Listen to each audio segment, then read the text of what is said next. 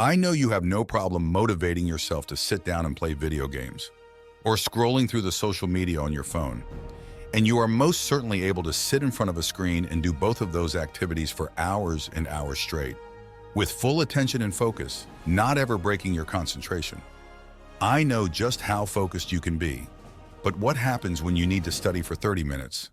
No way, Jose. That just feels to be a never-ending task to complete, and it is just too hard to focus, or even begin with. And what about taking an hour longer working on your side hustle to make some extra money? Let's just say that doesn't sound too appealing, although you are perfectly aware studying or building up your own online business, or hitting the gym will bring you more benefits in the long run. And even though you know you really need that extra money from your side hustle, and you know that gym time would do wonders for your health and looks, you are still more likely to prefer scrolling through social media, playing video games, or just watching TV. And this is not to shame you, even though you are most likely shaming yourself for conducting things this way. I am here to tell you it is perfectly reasonable why this is the case. Allow me to elaborate. Scrolling or playing video games is easy. It requires little to no effort at all, while the other activities are more difficult and require decent engagement on your part. It seems like I'm only stating the obvious when I say it is reasonable you would choose to avoid it. We would rest our case with this if we weren't aware of those people, who find it easy to manage an exercise routine, to study or work their side hustle business on a regular basis. This is where our curiosity question arises. Why are certain people more motivated to do the difficult things while others are not? Or in other words, why them and not you? And even a better question, is there a way to switch our brain to enjoy doing the difficult things we tend to delay? Is there a way to make difficult things as motivating and as fun as scrolling through social media? Today we have decided to answer these questions that hold the capacity to change your life after watching this video. We will dive into the science of biochemistry, and specifically a neurotransmitter called the dopamine. Dopamine is also called the pleasure hormone. Dopamine is that which makes us crave and desire things. And this desire is what gives us the fuel and motivation to get up, start moving, and getting stuff done. To really make it clear and truly emphasize the power dopamine has on our life, let's look at some experiments conducted by neuroscientists on rats that just might blow your mind. The scientists on the experiment implanted electrodes in the brains of the rats. When a rat would press a lever, a simple scientific tool that was used in the experiment, the scientists would then stimulate the rat with a reward system to his brain. This ended up stimulating the rat's reward system to a point they developed such strong cravings, they would end up pulling the lever over and over again for hours and days, to a point they would stop eating and even sleeping. The rats kept pulling the lever until they could no longer stand and would drop from physical exhaustion. The scientists came to the idea of reversing this process to see what happens next. The researchers blocked the release of dopamine in the brain's reward center. They found that in the reverse process, the rats became so lethargic that no activity was worth their effort. And I mean all activity. Even getting up to drink water seemed like it wasn't worth their effort. And that's not all. The rats completely stopped eating. They wouldn't want to mate.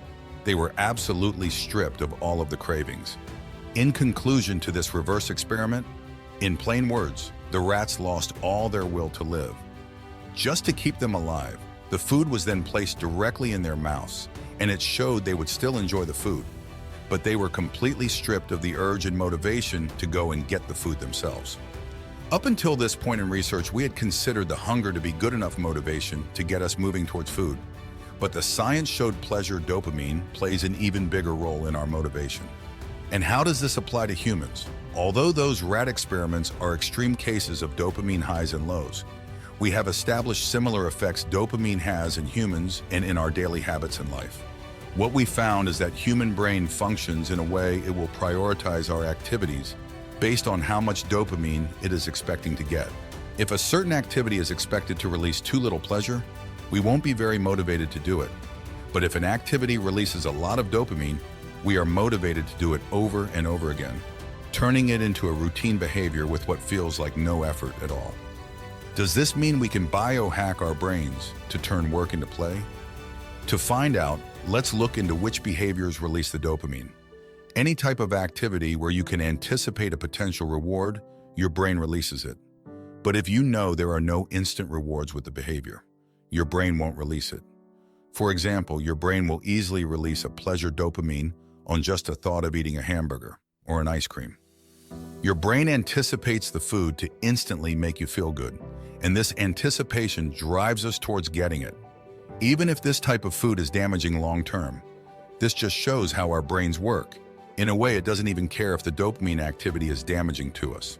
Our brains just wants more of it, regardless of the cost. An extreme example of dopamine-induced behavior is reflected in drug addiction. A drug addict knows for a fact that drugs aren't good for him and will damage him long-term, and yet all he wants is more of that drug. Besides getting high on cannabis, heroin, and cocaine, they also release high amounts of dopamine in the brain, which is why it turns into a craving and easily into addiction. It is important to note all activities release some amount of dopamine. Dopamine is absolutely necessary to get us moving towards a drink of water when we are thirsty, as it is rewarding. Still, the highest amount of dopamine is released when we get a random reward. Like if you're playing a game of roulette or a slot machine down at the casino. Even if you never won at a game of roulette, you still expect to eventually win big. Not knowing when it will happen doesn't make it seem any less motivating.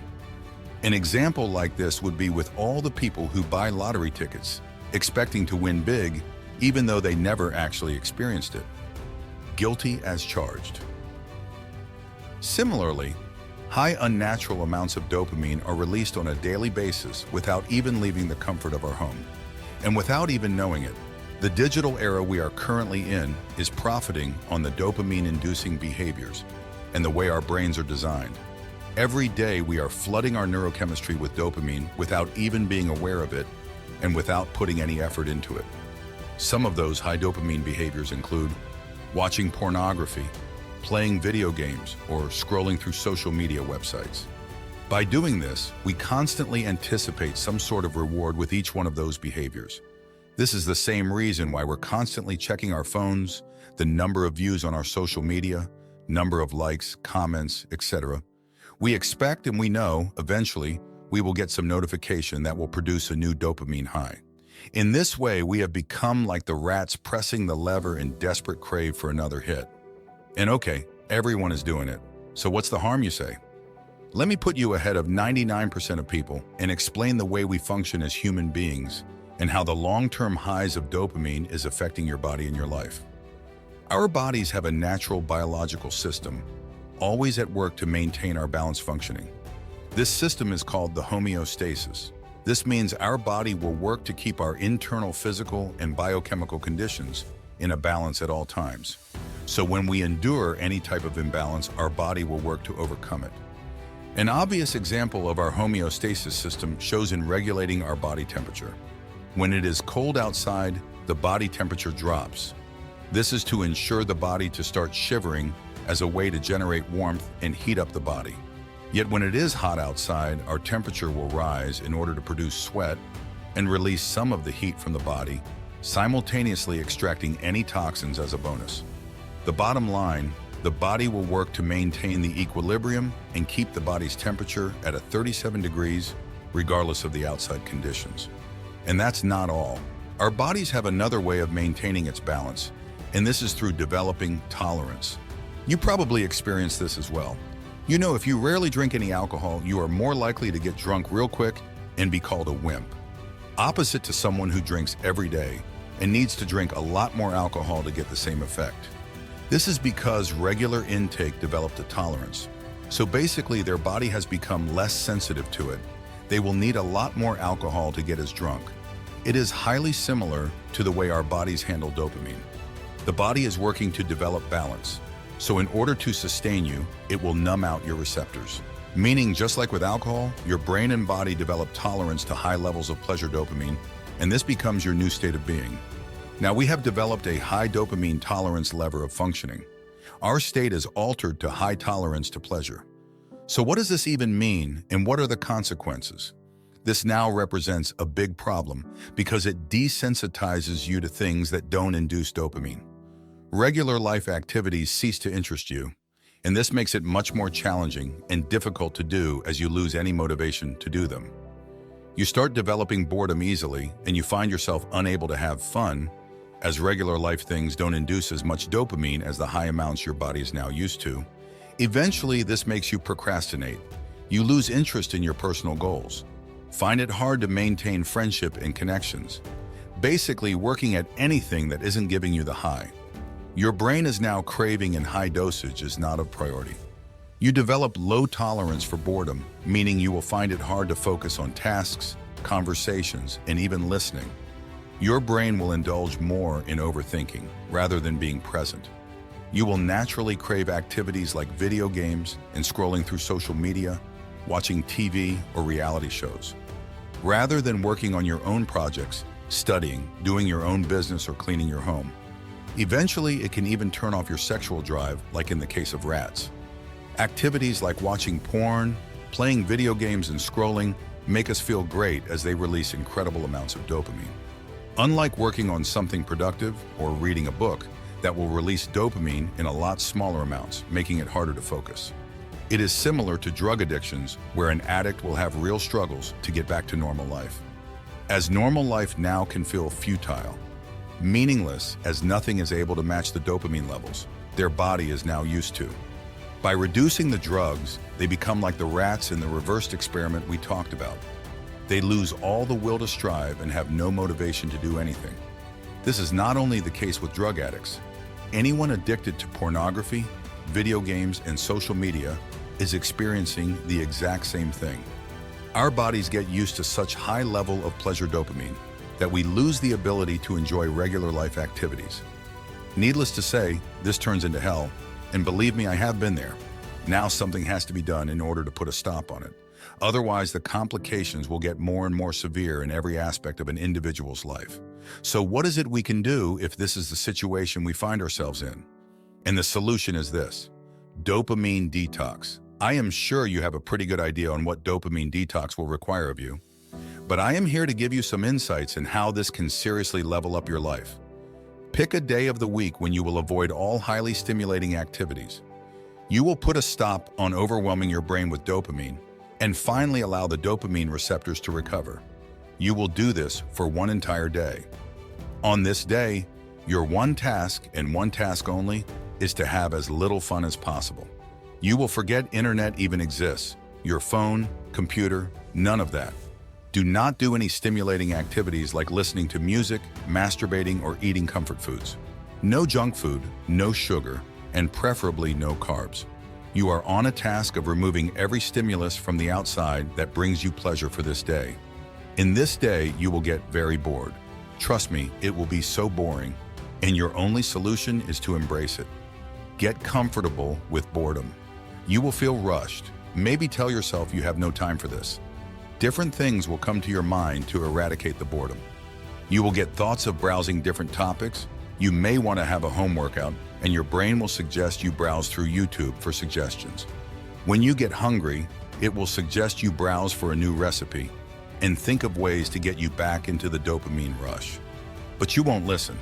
On this day, you will notice just how sneaky your brain is to get you to do something that guarantees another dopamine hit. But it's got nothing on you. You are ready, and for this one day, you will embrace the boredom as it is. On this day, you are free to go for a walk, spending time with your thoughts.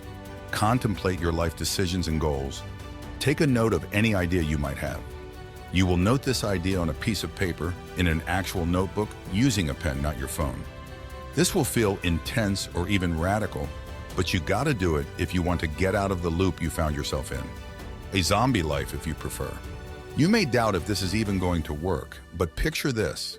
If you have been having a meal at the most exclusive restaurant in town for months on end, it would become your new way of life. If someone offered you a ball of oatmeal, you wouldn't even look at it. You might think there's nothing wrong with that, but at some point you will get sick of it, and nothing less of that will satisfy you either. This will leave you with inability to enjoy life. But what happens when you end up with a flu? For days you have no smell or taste, you are wrapped in bed, unable to do anything, like take a walk or enjoy the smell of coffee. And as soon as you get healthy and your taste buds recover, you find this new appreciation for life and flavors. and for days after you value how food tastes good, and that you have the energy to do the simple things like move your body or just lie in bed without a fever. This is what Dopamine Detox will do for you. All the activities you took for granted now become a new source of joy. Now, we talked about what you will be doing for one whole day, but what should you do for the rest of the week to ensure your dopamine levels stay balanced? The solution lies in delayed gratification. There was an experiment conducted in the 1960s called the marshmallow experiment. It explored children's ability to delay gratification and its correlation to success. Young participants were offered a choice: eat one marshmallow immediately or wait a short period, typically 15 minutes, for a second marshmallow. This seemingly simple test measured a child's impulse control and their capacity to resist temptation for a larger reward.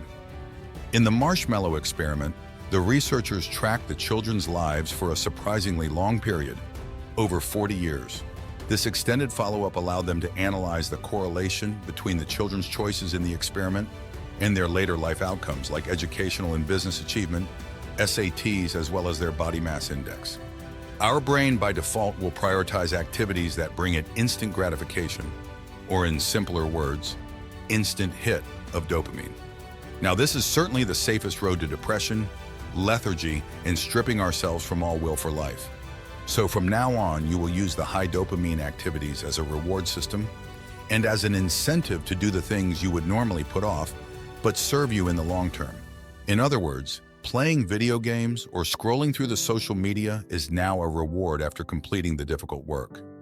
Beginning of my day is focused on activities like cleaning up my place, going to the gym or a walk to get my body moving.